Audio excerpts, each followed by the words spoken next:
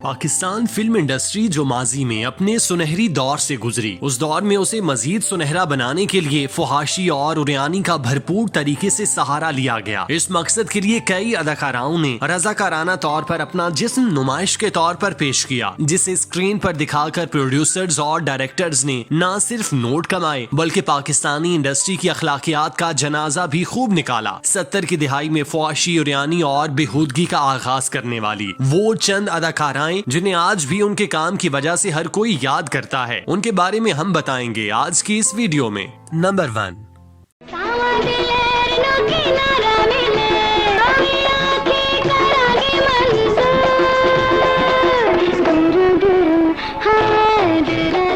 अनीता पाकिस्तान की पहली मुजरा अदाकारा थीं, जिसने फुहाशी, उरियानी और बेहूदगी में नाम कमाया था। फिल्म साज शाहिद अफजल और हिदायतकार रहमत अली की पंजाबी फिल्म खतरनाक 1974 में ऐसे काबिल एतराज रक्स थे जिन्हें कोई शरीफ आदमी बर्दाश्त नहीं कर सकता था। अक्कास आशिक मिर्जा और मसूदुर रहमान ने इंतहाई वाहियात और काबिल एतराज मनाजिर फिल्म बन किए थे, जिस पर अनीता के अलावा नाजली और मजरला के जिस्म भी तख्ता मश्क बने थे। नीलो की अपने दौर में ये पहली फिल्म थी, लेकिन उसका थोड़ा बहुत लिहाज किया गया था। इन बेहुदा मनाजिर से दिल बहलाने वालों में यूसुफ खान, मुस्तफा कुरैशी, अफजाल अहमद, कमाल ईरानी और फाजिल भट्ट जैसे मोतबर नाम शामिल थे, जिन्होंने इस फिल्म में फैलाई जाने वाली फुहाशी के खिलाफ आवाज बुलंद करने की बजाय अदाकाराओं के नरमो नाजुक जिस्म के दिल खोलकर निजारे किए थे। इस फिल्म की कहानी आम सी थी, ताहम फिल्म में दिखाई जाने वाली उरियानी और फुहाशी ने इस फिल्म की मकबूलियत में इजाफा किया, जिसकी वजह से लोग सिनेमा घरों की तरफ खींचे चले गए। खतरनाक लॉलीवुड की पहली पंजाबी फिल्म थी, जिसने कराची में 100 हफ्ते चलने का रिकॉर्ड कायम किया। अनीता ने फिल्म मिस्टर बुद्धू से अपने फिल्मी करियर का आगाज किया था। फिल्म कल कल मेरा नाम है, मसूद राना और अफशां का ये गीत तेरी जवानी एक बार मुख चन कोलो वद प्यारा अनीता और मंसूर जरीफ पर फिल्माया गया। फिल्म दुबई चलो में मैडम नूरजहां का ये सुपरहिट गीत दूरों दूरों अखियां मारे मुंडा पटवारी दा भी अनीता पर फिल्माया गया था। 70 और 80 के अशरों में उसके बेशुमार आइटम सॉन्ग्स मिले। अनीता चूंकि अदाकारी की सलाहियतों से महरूम थी, इसीलिए उसे रकासा की हद तक महदूद रखा गया, और फिर जब दूसरी रकासाएं इंडस्ट्री में कामयाब हुई तो अनीता माजी के औराक का हिस्सा बन गईं। नंबर 2, किसी की आंखों ने की है सजादू, न दिल मेरे बस में न खुद पे काबू।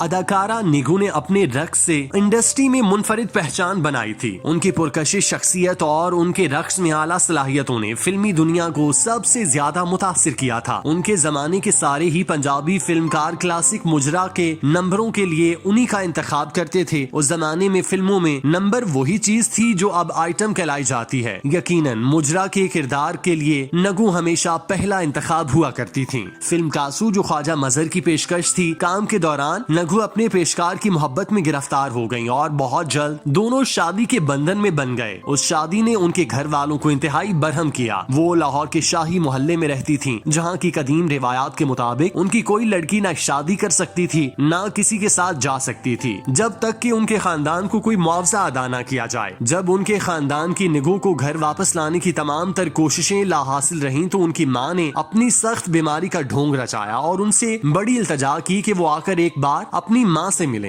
वो घर आ गईं। घर आने पर उनकी माँ और दूसरे घर वालों ने इस तरह से ये बावर कराया कि उसका शोहर उसके और घर वालों के लिए हरगिज मुनासिब आदमी नहीं है, तो अपने खानदान के इस दबाव का शिकार हो गईं और मजहर के पास वापस जाने से इनकार कर दिया। उधर मजहर ने, जो शाकी तो न था लेकिन शशोपंज में जरूर पड़ा हुआ था, अपने प्रोडक्शन मैनेजर को, जिन्हें मामा के नाम से याद किया जाता था, हालात को काबू में लाने और अपनी बेगम की वापसी के रास्ते के लिए सफीर मुकर्रर किया। लेकिन बेसुध आखिरी आदमी मजहर के मौसीकार मंजूर अशरफ थे, जिन्होंने नगू को वापस लाने की कोशिश की और वो भी नाकाम रहे। मंजूर वो शख्स थे जिनका नगू कहना उस वक्त भी नहीं टालती थी जब उसका इश्क उरूज पर था। आखिर जल्द ही ख्वाजा मजहर के सब्र का पैमाना लबरेज हो गया। वो एक सीन गन लिए हीरा मंडी पहुंचे और अपनी बीवी को गोलियों से भून दिया। ये खबर जंगल में आग की तरह चारसू फैल गई। उस जमाने में फिल्मी दुनिया में इस किस्म के वाकयात नहीं हुआ करते थे। नगू की माँ ने बदला लेने की कसम खाई। ख्वाजा मजहर को एक अदालत से उम्र कैद की सजा सुना दी गई। जब तक ये मुकदमा चला तब तक जराए इब्लाग के लिए गोया गंगा बहती रही। ख्वाजा मजहर ने अपनी मुद्दत पूरी की और कुछ अरसा आजाद रहने के बाद अपनी तिबई मौत से हमकिनार हुआ और गुजरांवाला में अपने कस्बे में दफन हुए।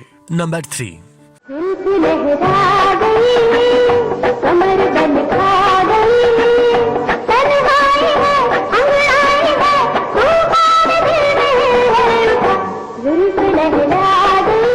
अदाकारा तराना भी फौहश और उरिया रक्स और मनाजिर फिल्माने पे किसी तौर पीछे नहीं रहती थीं। तराना ईरानियों नस्ल थी और फिल्मों की मकबूल डांसर के तौर पर शोहरत रखती थीं। 60 की दिहाई में तराना ने फिल्म इंडस्ट्री में कदम रखा, लेकिन जल्द ही उन्हें एहसास हो गया कि वो अच्छी अदाकारा के रूप में अपनी पहचान नहीं बना सकती, क्योंकि उन्हें तसलसल के साथ मकालमे बोलने में दुश्वारी का सामना रहता था, जिसकी वजह से डायरेक्टर्स उन्हें रक्स के लिए कास्ट करते थे। तराना चूँकि खुले जहन की मालिकन थी, इसीलिए वो हर तरह के लिबास और मनाजिर की अक्सबंदी करवाने में पेश रहती थीं। यही वजह है कि उन्हें ज्यादातर मगरबी हसीनाओं के रूप और लिबास में दिखाया जाता था। तराना का फिल्मी सफर 70 की दिहाई में खत्म हो गया था, तहम उनकी वजह शोहरत फिल्म के अलावा उस वक्त के सदर याहिया खान से ताल्लुकात भी थे, जिसके बारे में मोरखीन ने हैरत अंगेज इंकशाफात कर रखे हैं। कहा जाता है आमिर मुतलक सदर याहिया खान निहायत ऐश परस्त हुक्मरान थे। एक बार जब ऐवान सदर में उस वक्त की मारूफ अदाकारा तराना को बुलवाया गया तो उन्हें सदर की कार में प्रेसिडेंट हाउस पहुंचाया गया। ऐवान सदर में ड्यूटी पर मामूर संतरी ने तराना की गाड़ी को बिला रोक टोक अंदर जाने दिया। रात गए जब मुलाकात के बाद अदाकारा तराना वापस जाने लगी तो मरकजी दरवाजे पर मौजूद चाको चुबंद एक जवान संतरी ने अदाकारा तराना को जोर से सल्यूट किया। इस वालिहाना पजीराई पर अदाकारा तराना रुक गई और संतरी से पूछा, क्या बात है, जब मैं अंदर गई तो तुमने सल्यूट नहीं किया था, अब वापस जा रही हूँ तो तपाक से सल्यूट कर रहे हो, इसकी वजह? सिपाही ने बिला झिझक जवाब दिया, मैडम ऐवान सदर में दाखिल होते वक्त आप सिर्फ तराना थीं। अब सदर मुमलिकत से मुलाकात के बाद आप कौमी तराना बन चुकी हैं और कौमी तराने को सल्यूट करना मेरा फर्ज है।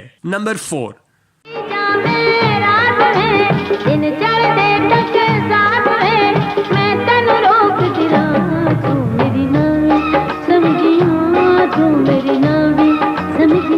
अदाकारा कविता ने भी इंडस्ट्री में नाम बनाने के लिए उरियानी और फहाशी का सहारा लेने की कोशिश की। कविता अदाकारा संगीता की छोटी बहन बहुत ही हसीन अदाकाराओं में से एक थीं। उनकी वालिदा थोड़ा सख्त मिजाज रखती थीं और उनका बस कविता पर बहुत चलता था। कविता बहुत छोटी थीं जब एक डायरेक्टर से किसी बात पर उनको अगवा करने की धमकी दी गई तो उनकी वालिदा ने खौफ की वजह से उन्हें फिल्म का हिस्सा बना दिया। यूं वो महफूज हाथों में चली गयी। फिर कविता की शोहरत और उनके हुस्न और उनके काम की वजह आसमान को छूती चली गई। उन्होंने कामयाब तरीन फिल्मों में काम किया और उनकी जोड़ी नदीम के साथ काफी पसंद की गई। कविता की वालिदा ने उन्हें मोहब्बत की इजाजत नहीं दी थी और कुछ उन्हें कविता के हुस्न का भी अंदाजा था। इन सब बातों की वजह से कविता ने एक बार खुदकुशी की कोशिश की लेकिन कामयाब न हो सकी। फिर एक अधेड़ उम्र के पीर साहब उनके दीवाने हो गए और वो काफी पैसे वाले थे। कविता ने उनके साथ ही जिंदगी गुजारी। जब वो दुनिया से गए तो फिर कविता को आजादी मिली। कविता ने शुरू से ही आजाद जिंदगी गुजारी। अपनी बहन संगीता के बरक्स उन्होंने फिल्म इंडस्ट्री में इंतहाई बोल्ड काम किया। उन्होंने कभी उरिया लिबास और बोल्ड मनाजिर फिल्माने में हिचकिचाहट महसूस नहीं की, क्योंकि उस जमाने में लोग इस बोल्डनेस को देखने सिनेमा घरों का रुख करते थे। इसीलिए कविता ने उसे कामयाबी की सीढ़ी बनाने की कोशिश की, लेकिन उन्हें नाकामी का मुंह देखना पड़ा, जिसकी वजह से उन्होंने इंडस्ट्री को खैराबाद कहा और कराची के बिजनेसमैन से शादी करके अमेरिका मुंतकिल हो गयी। वो अब अमेरिका में मुकीम है। इंडस्ट्री में अब उनका कोई वजूद बाकी नहीं।